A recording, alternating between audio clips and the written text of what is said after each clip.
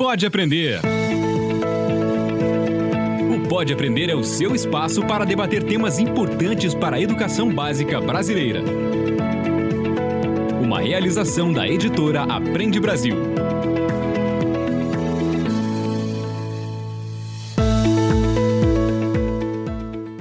Olá, eu sou a Danaê Búbalo. Seja muito bem-vindo, seja muito bem-vinda ao Pode Aprender, nosso bate-papo qualificado sobre a educação básica brasileira.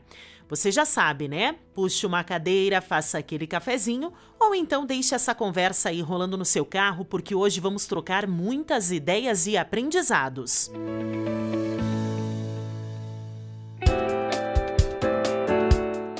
Todos os professores têm demonstrado uma capacidade extraordinária de resiliência, de trabalho, de compromisso com a sua profissão, um compromisso ético, afetivo. Acho que o país está olhando para todos os nossos professores com o carinho e o respeito que eles merecem. E que eu espero que esse carinho e respeito permaneçam pós-pandemia, porque não há nada mais importante do que a educação e não há profissão mais relevante do que a de um educador. Este episódio do Pode Aprender celebra o Dia dedicado aos docentes.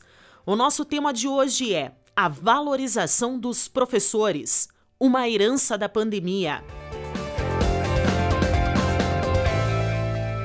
Livro aberto. A adaptação foi uma das tarefas impostas a muitas profissões durante a pandemia do novo coronavírus. Os professores aprenderam a ensinar a escrever sem pegarem um lápis, por exemplo, a cativar a atenção sem a proximidade e a levar conteúdos àqueles que não tinham acesso ao ambiente online. Os pais, por outro lado, perceberam que a importância do professor vai muito além do conteúdo e reconheceram o valor desses profissionais no dia a dia e no futuro dos filhos. Para conversar sobre essa valorização, temos aqui hoje o Alexandre Schneider, mestre em Administração Pública pela Fundação Getúlio Vargas, professor e pesquisador da Universidade Columbia, em Nova York. Alexandre já foi secretário de Educação da cidade de São Paulo e é o atual presidente do Instituto Singularidades, uma das iniciativas do Instituto Península, responsável pela pesquisa Sentimento e Percepção dos Professores Brasileiros nos diferentes estágios do coronavírus no Brasil. Seja muito bem-vindo, Alexandre. Olá, Danaê, muito obrigado. Bom, pessoal, então agora pega a caneta, que é hora de se aprofundar no assunto. Pega a caneta.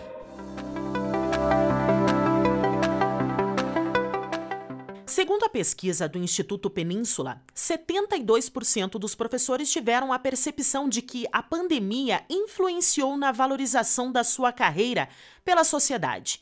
O professor sentiu ao longo de décadas um cotidiano de desvalorização, mas agora muitos deles relatam uma mudança por parte das famílias dos alunos que passaram a ter um contato ainda maior e direto com o desafio da aprendizagem. Bom, Alexandre, a que podemos atribuir então esses dados? Olha, eu acho que nenhum profissional no Brasil está sendo tão escrutinado no período da pandemia como o professor. A gente está entrando na casa dos nossos professores por conta do ensino à distância. Os professores tiveram que rapidamente se adaptar a uma nova forma de ensinar e trabalhar, inclusive, com alguns estudantes que não têm acesso aos meios digitais. E com isso, eventualmente, a gente vê casos de professores que vão à casa dos alunos ou que preparam o material por escrito para que os pais possam pegar na escola.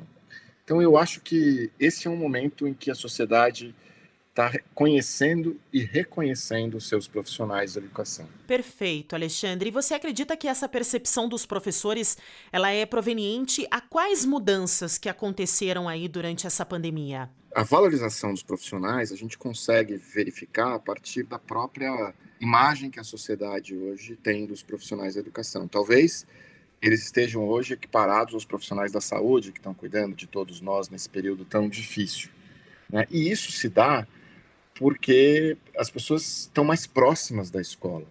Com as crianças em casa, os pais conseguem enxergar o quão difícil é o processo de ensinar, né? Os pais têm que apoiar seus filhos nas tarefas como nunca tiveram antes, né? Não que eles não faziam, mas hoje há uma necessidade maior da presença dos pais. E com isso eles estão vendo quão difícil é o trabalho do professor e o quanto é necessário a gente entender esta profissão como algo muito relevante.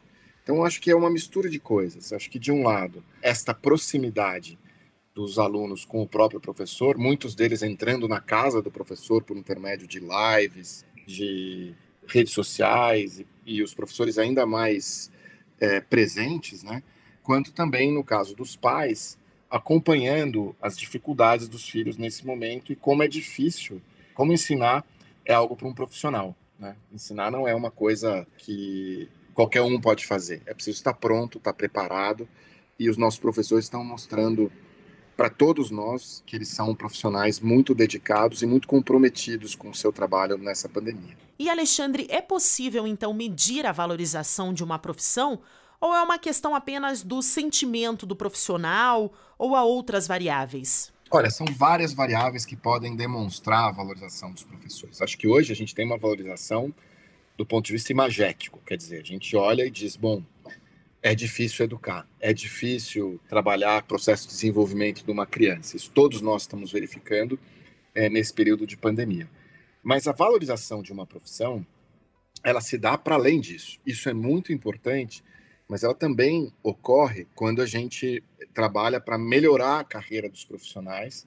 E um sinal que a gente pode ver é que ainda é baixa a procura pela profissão de professor, né? É muito necessário que a gente resolva essa questão. Tem a questão salarial, obviamente, e tem o fato de, muitas vezes, a relação dos pais com a escola, das comunidades com a escola, foi uma relação quase que eu te entrego meu filho e você tem que cuidar dele, né? Então, assim, eu acho que o que a gente pode talvez trazer dessa pandemia de positivo, no caso da educação, é que todos nós estamos aprendendo a valorizar esses profissionais, porque nós estamos ali na frente, nós estamos acompanhando todo o processo, quase que minuto a minuto, com os nossos filhos em casa. E a inevitável adaptação dos professores a tecnologias que antes não eram utilizadas em sala de aula, ela também é uma ação que impacta na valorização do profissional, não é mesmo? Sem dúvida. Eu acho que o que a gente precisa agora é trabalhar na formação dos nossos profissionais. O que a gente está vendo hoje é que em alguns lugares as aulas estão voltando, outros não, mas que as aulas vão voltar, quer a gente queira, quer não, antes da gente ter a população totalmente imunizada. Então a gente vai ter um trabalho muito grande de formação dos profissionais. De um lado, para que eles possam lidar com essa nova forma de funcionar na escola, uma nova forma de estabelecer as relações dentro da escola, dentro da sala de aula, e também vão ter que trabalhar mais fortemente com o uso da tecnologia. A grande questão que essas formações vão ter que pensar é que nós teremos momentos dentro da sala de aula, presenciais, e momentos à distância. Então, o professor vai ter que estar pronto para não só saber usar a tecnologia, saber escolher a tecnologia a ser usada, mas também para conseguir entender qual é o melhor uso do momento presencial, né? Hoje, pré-pandemia, na verdade, o que a gente tinha era, na maioria das vezes, uma aula num estilo mais tradicional, né, em que uma aula expositiva do professor, às vezes uma divisão em grupos, mas nada muito além disso, estou falando, obviamente, generalizando. Eu acho que agora a gente vai ter a entrada de metodologias ativas, a entrada da necessidade do uso de um ensino híbrido, em que a gente tem um momento presencial e um momento à distância. Então, o professor vai ter que estar pronto para saber fazer as melhores escolhas no que trabalhar em cada um dessas plataformas, seja do ponto de vista da sala de aula, seja do ponto de vista das plataformas digitais. E o Alexandre acabou de falar dessa possibilidade de implantação de um ensino híbrido daqui para frente. Quais são os principais desafios, então, desse cenário? Olha, eu acho que o principal desafio que os profissionais vão ter, todos, mas especialmente aqueles que estão nas redes públicas, é o de lidar com as desigualdades. Como a gente sabe que todo mundo teve que se adaptar nesse momento, a gente não tinha ainda referências, né, de como trabalhar à distância, e a gente está falando de um período de quase um ano letivo à distância, né? Porque se a gente for olhar, nós estamos aqui em outubro e as escolas pararam em março, então praticamente com um mês de aula, em alguns casos menos de um mês de aula. Agora é hora da gente, primeiro, estar pronto para acolher os alunos. Isso não é uma coisa trivial. Então, mais do que pensar no que ensinar ou em saber o que eles aprenderam, inicialmente é fazer bem essa reconexão desses estudantes com a escola. A reconexão entre eles como grupo e entre eles com os profissionais que estão na escola, os professores. Eles precisam estar com a cabeça boa, precisam poder se reconhecer nesse espaço novamente.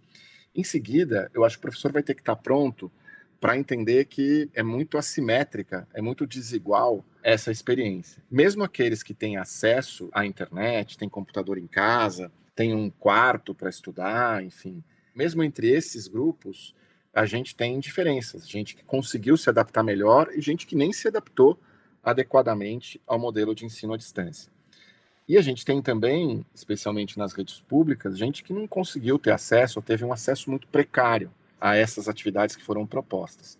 Então, os professores e as equipes escolares vão ter que estar prontas para mapear essas situações e mapear as necessidades de cada estudante ou de cada grupo de estudantes dentro da sua sala de aula. Então, esse é um processo que vai exigir também que eles estejam prontos para fazer esse mapeamento. O que a gente pode fazer é, de um lado, quase que montar um portfólio desses estudantes, verificar como é que eles estavam antes da pandemia, quais são os registros que a gente tem, desde a questão da assiduidade até as entregas que foram feitas, se esses alunos participaram ou não das atividades que foram propostas ao longo desse período, quantas atividades foram feitas, quem participou de tudo e entregou positivamente, quem teve dificuldades, mas acabou entregando e quem não entregou. E com esse portfólio na mão, entendendo inicialmente a situação socioemocional desse estudante, né, que faz parte desse mapa, o professor vai estar pronto para desenhar uma intervenção, que não vai ser a mesma, né? Essa vai ser a grande dificuldade que os professores vão ter inicialmente quando as aulas voltarem, porque ele vai ter que modelar uma sala de aula capaz de entregar para cada aluno ou para grupos de alunos que tenham tido um desenvolvimento semelhante, atividades e um acompanhamento diferenciado. A gente floresceu, ou melhor, desvelou a desigualdade educacional e as próprias desigualdades estruturais nesse período de pandemia, e isso tem muito impacto na educação e no que a gente deve fazer daqui para frente para que os alunos não tenham perdido um ano, né? E, na verdade, possam seguir o seu caminho aprendendo. Nós estamos falando, então, Alexandre, do cuidado que o profissional, né, que o professor tem que ter com o retorno dos alunos. Mas agora vamos pegar a visão dos gestores. Qual que é o cuidado que a instituição, os gestores, os diretores têm que ter com o professor nesse momento de retorno para a sala de aula? Olha, a pergunta é impressionantemente relevante, porque o gestor, na verdade, é o grande maestro da escola, né?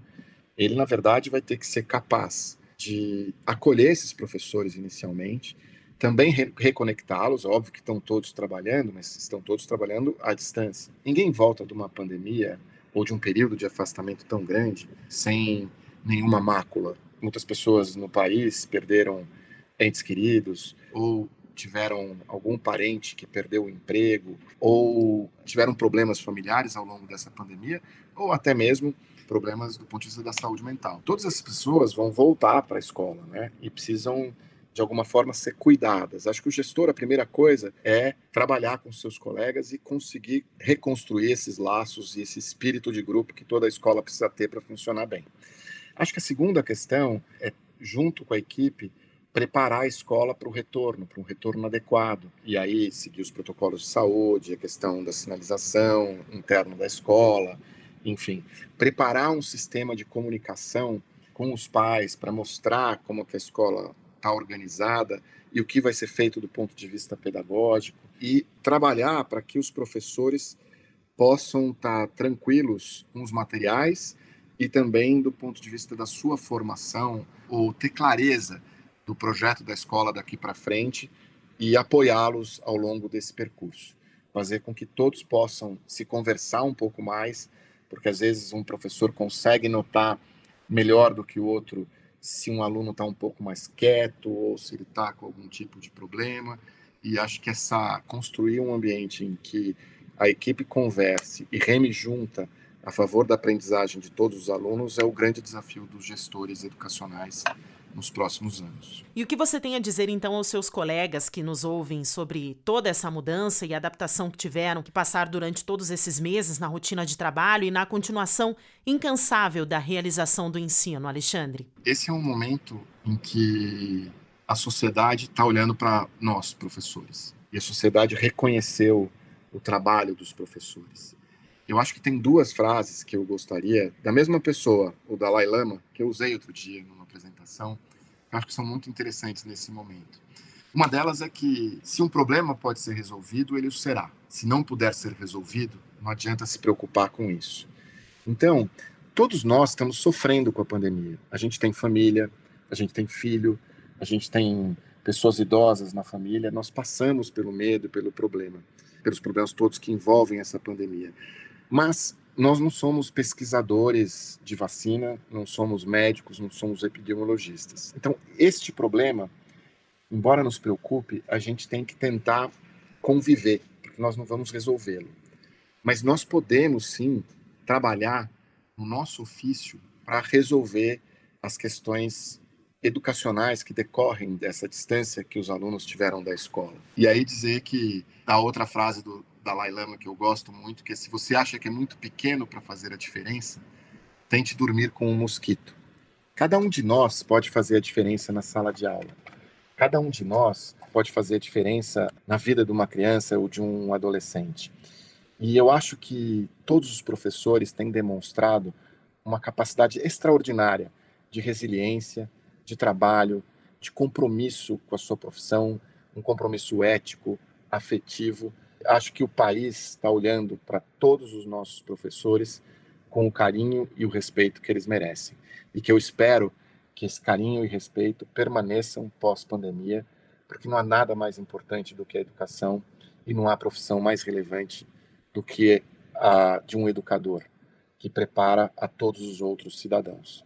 Então, eu queria dar aos professores o meu abraço e a certeza de que, se tem alguém que merece o maior dos reconhecimentos, são os nossos educadores brasileiros, que com todos os problemas estão seguindo adiante e mostrando a que vieram. Chegamos ao momento aqui do nosso programa em que ouvimos um exemplo de inspiração sobre o assunto. Neste Dia dos Professores, nós resolvemos pedir aos nossos estudantes que enviassem mensagens de agradecimento aos profissionais de educação. Vamos ouvir.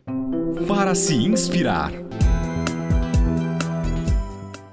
Tia Ruber, você ensinou cores, letras, você é a melhor professora do mundo. Eu te amo. Um beijo. Oi, eu sou Lourenço, do 3º ano vermelho. Sou aluno do super professor Ronaldo.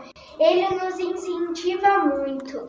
Tenho muito orgulho de aprender educação física com ele. A professora Lidiane é uma super professora. Ela nos ensina com muito amor e carinho. Beijo, tia Lidiane. Olá, tia Olivia.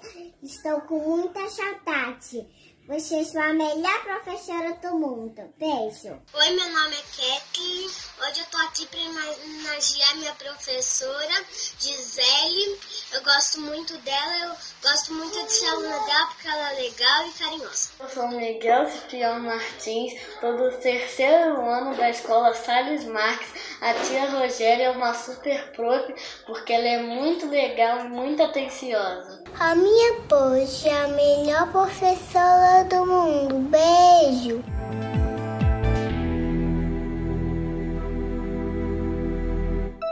Múltipla escolha.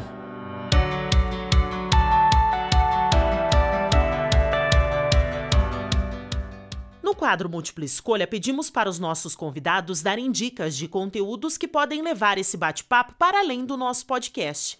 Então, Alexandre, você tem algum livro, algum artigo ou outro conteúdo para indicar aos nossos ouvintes sobre a valorização do professor ou até mesmo para a gente comemorar a data aí do Dia dos Professores? Olha, tem vários filmes que tratam da questão, alguns que eu vi ainda jovem, né? Um dos meus preferidos é Sociedade dos Poetas Mortos, que é com Robin Williams, que está em todas as plataformas digitais. E mostra um professor muito comprometido com a educação e que leva os alunos a refletir. É um filme muito tocante. Tem a série Merli lá no Netflix, de um professor de filosofia, também é muito bonita e muito interessante.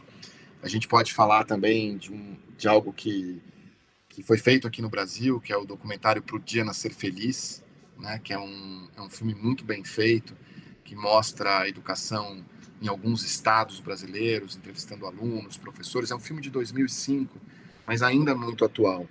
E tem um livro que não é sobre professor, mas é sobre o valor da educação, que é um livro muito bonito, que chama Menina da Montanha. Menina da Montanha é a história de uma jovem que entrou numa escola a primeira vez aos 17 anos. Ela vivia com os pais muito religiosos nos Estados Unidos e não ia à escola.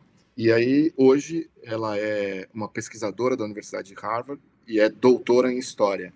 E é muito bonito ver a transformação dessa mulher pela educação. Enfim, tem muitos exemplos que podem fazer a gente refletir sobre o ofício do professor, sobre o aprendizado e sobre a necessidade da gente valorizar os professores. Tem um outro que eu gosto muito também, que é um filme antigo, mas muito bom, que ganhou até, eu acho, um prêmio de roteiro, que é O Gênio Indomável. Mas aí é a história de um rapaz que é brilhante e que é acompanhado por um tutor que o ajuda e o direciona. Ele trabalha como faxineiro numa escola e, de repente, se descobre que é um gênio matemático. É um filme belíssimo também. Então, essas as minhas dicas. A minha dica maior para os professores também é dizer a eles que todo dia que eles se deitarem, eles terem certeza que existe uma série de pessoas que hoje os reconhece e acredita que sem eles talvez essa pandemia seria ainda muito pior.